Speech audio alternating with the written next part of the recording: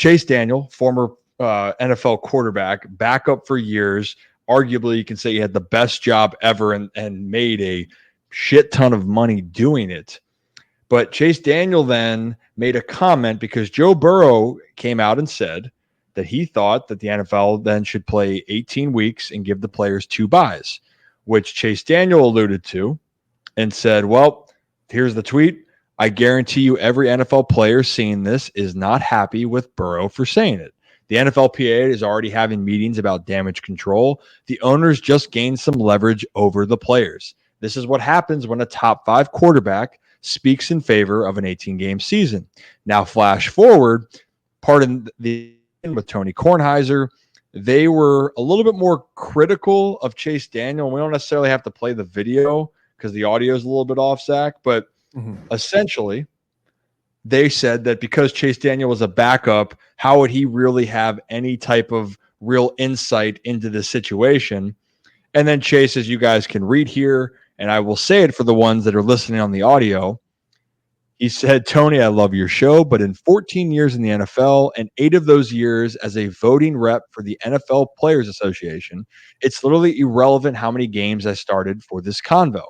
I never said the NFL wouldn't end up in an 18-game schedule. It's probably going to happen, but I've talked to people within the union and players that have expressed frustration with a star quarterback talking about this publicly. Frank, the players actually have to agree to 18 games or it won't happen. I've been a part of 3 different CBA negotiations and an uncapped year. I have some decent insight and experience on this. So I love that from Chase. He was respectful, but I think that people, just because you weren't a backup or you weren't a star quarterback, does not mean that you don't have the leverage and understanding. This dude has seen contracts and negotiations upfront and personal that the majority and 99% of the population hasn't seen. I mean, you guys have any thoughts on that? I mean, you hit the nail on the head there. It doesn't matter how many games he started. He was one of the biggest guys in the NFLPA for 2 CBA, collective bargaining agreement fights. And yes, I mean, I have to side with Chase Daniels here because I don't understand when they're like, well, you were a backup. That doesn't mean anything about how he has signed so many contracts. He's been in those negotiations so many times. He knows the ins and outs of this league. It's 14 years in the NFL. Not many guys can say that. Very few guys can even say that. So backup or not, I mean, Chase Daniels is one of the people who can speak on this subject because he's seen it firsthand. He's been a part of these negotiations, and he knows what's happening behind closed doors at the NFL Players Association. He could have asked Tony Kornheiser how many games he played in the NFL. And listen, yes, Tony Kornheiser is well respected amongst, sports and just peers and everybody out there because he's been doing it for so long, talking about sports, but not playing. So he doesn't have that experience playing in the National Football League, and neither do any of us. So I'm going to take a guy's word who has been there, done that over someone who's talking about it, regardless of how big of a high profile, how big of a name, and how much I like Tony Kornheiser. I think he does a fantastic job.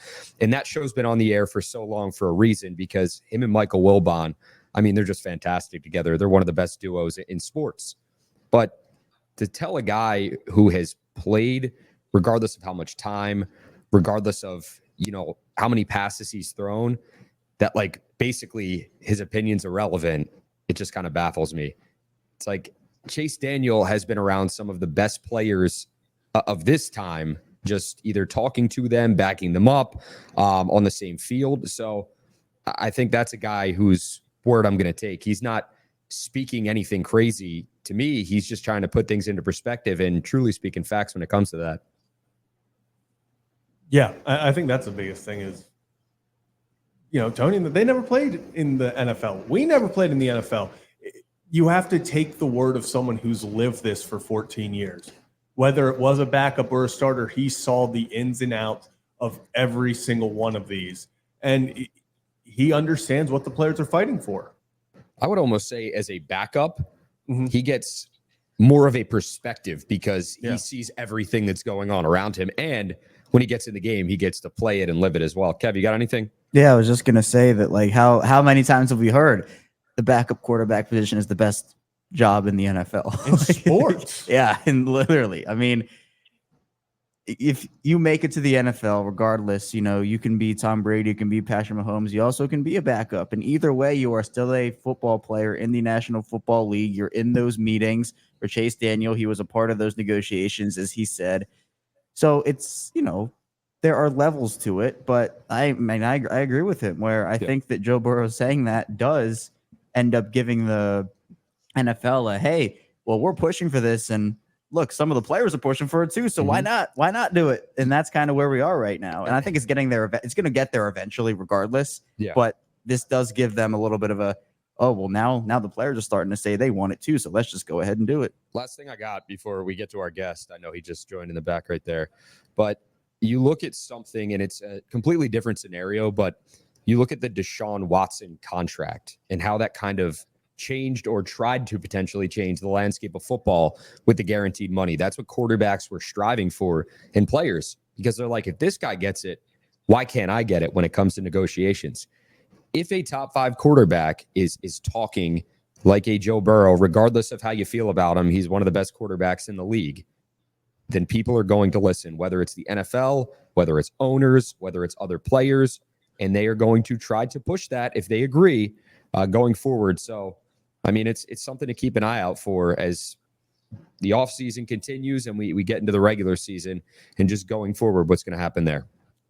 It's not a if, it's a when, like you said, Kevin. The NFL's going to 18 games. It's whether it happens in the next 3 years, the next 5 years, whatever it may be. The NFL is going to find their way to 18 games. I think that's just a matter of time.